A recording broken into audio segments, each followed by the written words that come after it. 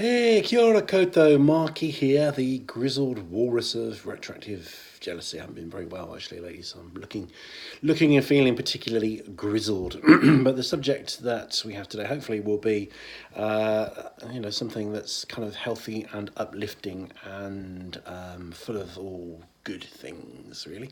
Now we've touched upon this in other videos, but I've never done a video specifically about this. Now, before you panic, people do object to the R word. Okay, so I'm not gonna do any evangelization on you. I'm not selling any belief system or religion, and I never would really. I'm a great respecter of individuality and individual paths, and as far as I'm concerned, I think a religion or a spiritual path should be something that is enriching, helps your life, and doesn't harm other people. So as far as I'm concerned, I like all religions, I like all paths. I think they all have something to offer. Most of them have faults as well, and that's something we could kind of debate until the cows come home, until the sacred cows come home, maybe, the sacrificial lambs come home.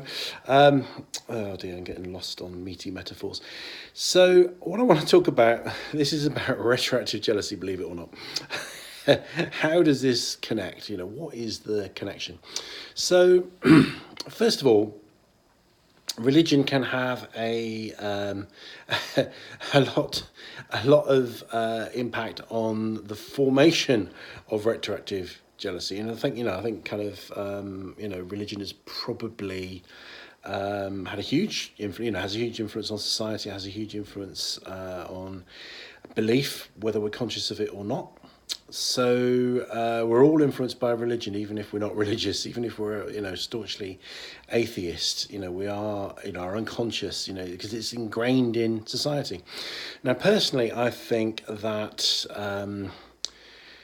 some of the rules for behaviour and some of the kind of sexual taboos which are incorporated in religion, I don't think that they are necessarily anything to do with the divine or the holy.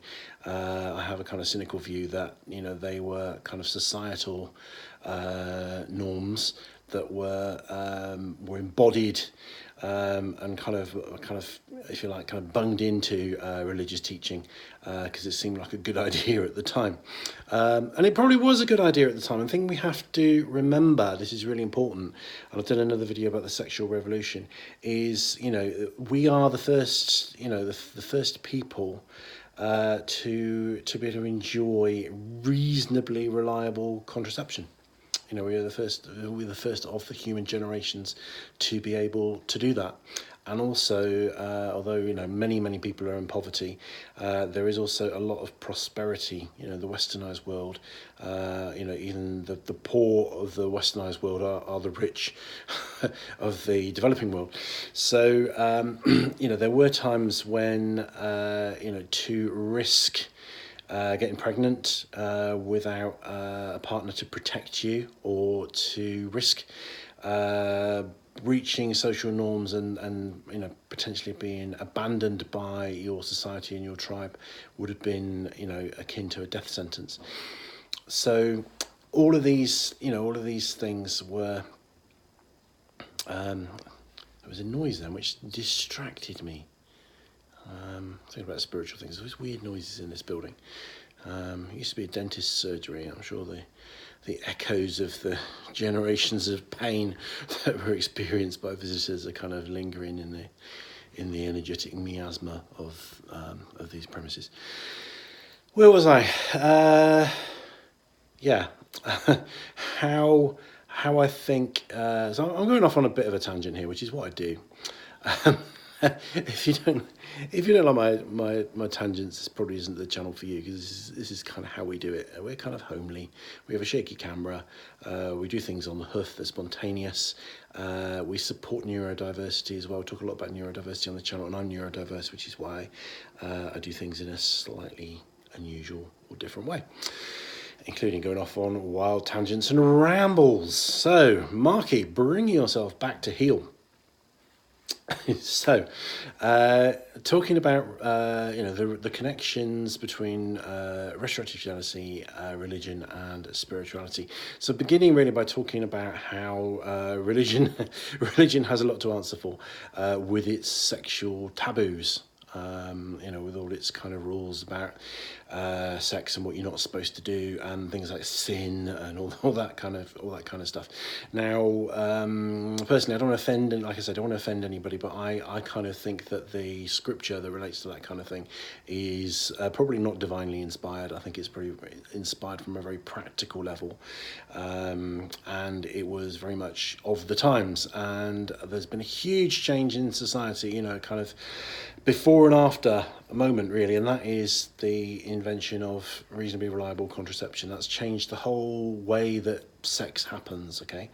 And my video on the sexual revolution talks about how part of our mind hasn't caught up with that. So in a way, we've got one foot in modern day values and the other foot in old school, if not Old Testament values, and that's where we get in a bit of a mess. So religion. If you were brought up in a religious background, then it could be even stronger, and this could be a big part of what formed the foundations for your retroactive jealousy, not the obsessive compulsive drives, because we believe that's something to do with how the brain is, but the reason why your obsessive compulsive disorder is about your partner's past rather than it's about not stepping on cracks in the pavement or making sure you turn the gas off. So religion has a lot to answer for, but also can offer you a lot in terms of recovery. Okay, so we've talked about in other videos, we talked about the 12-step tradition. And the 12-step tradition originated around alcoholism, and it's all pretty much about the treatment of addiction, though it has been expanded to treat other conditions. Now, we're talking about a compulsion, obsessions and compulsions. So there's a big overlap between addiction, obsession, and compulsion. They're kind of different things, but they're close cousins. And one of the things that was discovered, and I'll talk more about this in my video about AA and 12-step movements, is that one of it was discovered by, or first talked about by Carl Jung, that one of the ways he noticed, one of the things that happened for people with severe addiction when they experienced a recovery, often they did it in the context of a religious experience. Some kind of conversion experience or something along those lines. And then AA and all the 12-step movements from then on, starting with that, started to incorporate a spiritual element, a higher power. Now, they weren't specific about what that higher power was, and I think that's very important, and that's important to me because, like I say, I don't like trying to sell any belief system to anyone, or even I don't like evangelical atheists. I think in a way they're the worst. I think I very much live and let live. But it's a system whereby you find your own higher power. The problem that you have, the addiction, is your God, because you sacrifice everything to it. And if you think about, RJ, we do sacrifice everything to it. We're likely to sacrifice our relationships. I'm sure many people have sacrificed their lives. I'm sure there have been suicides. We sacrifice what could be really good days and really good times with our partner because we spoil them by asking questions and turning everything sour. We harm our partner. We harm the ones that we love the most. We sacrifice everything to this evil god of retroactive jealousy. So one of the theories around, one of the core principles behind 12-step movement is you find another god, a better god that's bigger than the evil god of addiction that you're worshipping. And this doesn't have to be religion. Often it is for people, but it doesn't have to be. It's about finding something which you can draw strength from. So that can be humanity. So humanism can be a perfectly good pathway that you can use to support your recovery. But it's important. It's an important element in 12-step recovery to find something that you can draw on. And a lot of people do, do follow that in a kind of quasi-religious way. And some of the things that some people, when they do a 12-step program, one of the things they're asked or encouraged to do is at the beginning of the day is to actually kneel. And people really don't like kneeling. It's like, but kneeling, to me, the way I kind of look at kneeling is it's not that I'm making myself lowly. What I'm doing is I'm bringing all the lowly parts of me to my knees, if that makes sense. I'm bringing my sweaty little ego to my knees. I'm bringing the very small, petty, compulsive, unhelpful, dangerous, jealous, selfish, nasty, self-sabotaging little parts of me to their knees. I'm recognizing that there's something higher. And this can even be like a brain thing, because if you look at how our brains evolve, we've got a higher brain and we've got a lower brain. The brain stem is all about what I call is it the 4Fs or the 5Fs? So it's fight, flight, freeze, food, and fuck. Okay, so that's the brain stem, the reptile brain that developed first of all, and then you've got the more sophisticated brain. So even on that level, you could say you're making you're making that part of you that's governed by your brain stem, by your reptile brain, bow before the part of your brain which works with higher concepts, like love, generosity, self-sacrifice, beauty, compassion, empathy, intellect, rationale,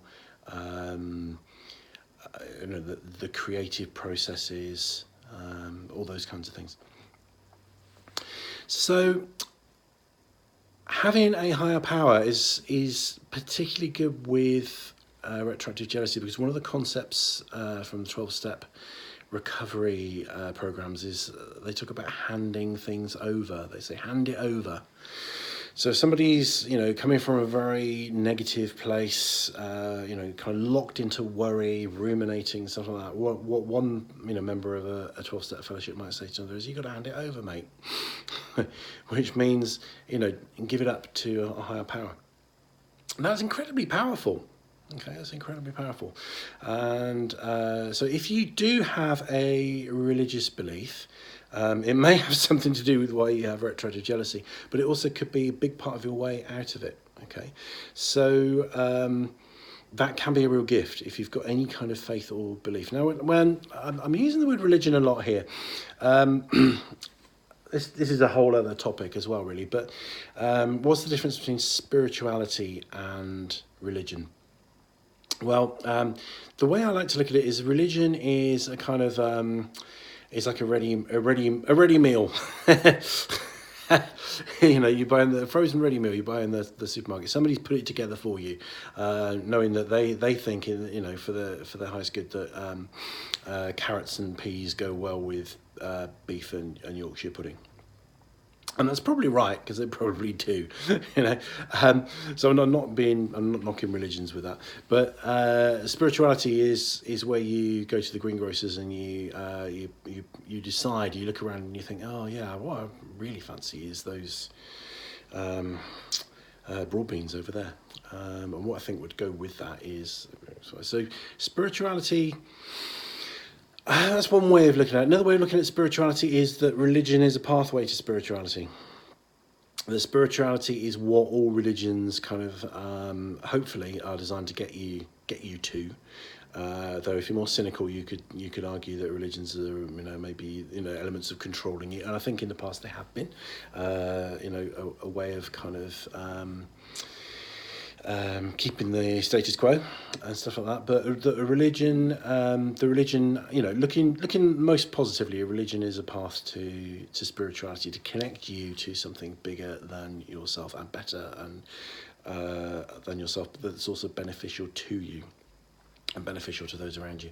So what I say, spirituality often is the word that's used by people that don't follow a particular religion but still feel kind of plugged in and connected Okay. Now, it doesn't matter one jot whether you are religious or spiritual. Either will help you with your RJ, and very much it's about handing over.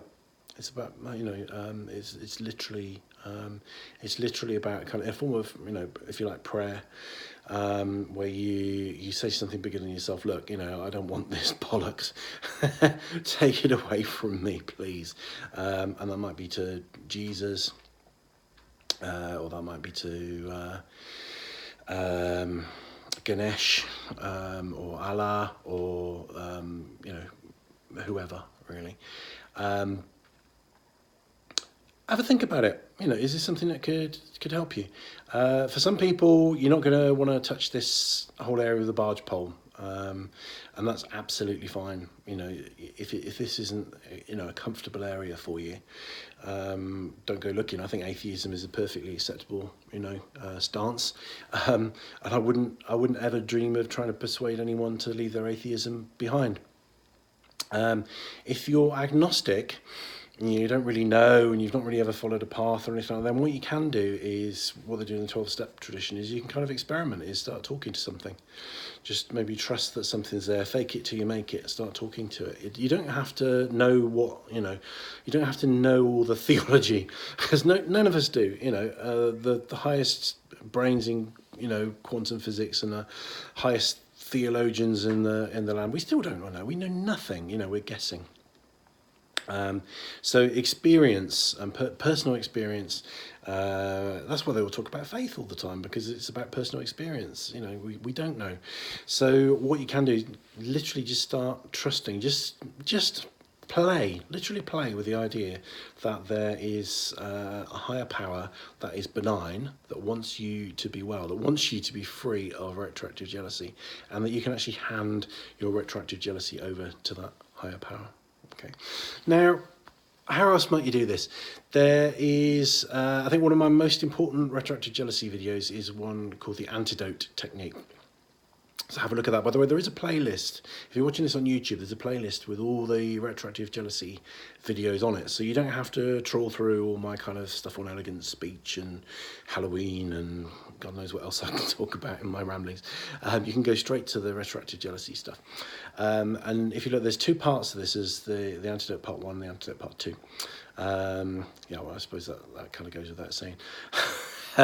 So that is a technique where every time you get triggered by a retroactive jealousy, you go through a certain process, a repetitive process of thinking the same thoughts, the same inner dialogue. You say things to yourself, you take certain internal actions, if you like, for want of a better expression. Now, a bonus, you can really beef that up. I'm back onto beef and cows again. If you add in a spiritual component to that, if you hand that over to a higher power, whatever that might be. And I've talked a little bit about there are some particular kind of goodies in different religions. So if you are Hindu, the Durga, which I think is like a triple goddess, has particular relevance for help with jealousy. If you are Catholic, Catholics don't worship saints. People think they worship saints. Catholics call upon saints for intercession, because the saints have, and they're a bit like ascended masters, are crossed over into a higher place, and therefore they have the ear of God, if you like. That's the kind of Catholic philosophy around that. So Catholics don't pray to saints, but Catholics call on the intercession of saints. So Saint Elizabeth of Hungary is the saint, patron saint of help with jealousy. Yeah, and there are, if you are part of a religious movement, there are resources, so it's like I've looked around on YouTube, and I've found Islamic guidance for jealousy. I found Catholic guidance for jealousy. I can't remember, it's a while since I looked, but there are kind of specific things within the context of a religious or spiritual path. And I suppose the other side of things is that meditation is also part of a spiritual path, and meditation is massively helpful for recovery from retroactive jealousy. So, I've gone on way too long. I don't know if I can even load this video. I might have to break this into 2 parts. So, in the words of Dave Allen, good night, and may your God go with you. Thank you. Rangimarie.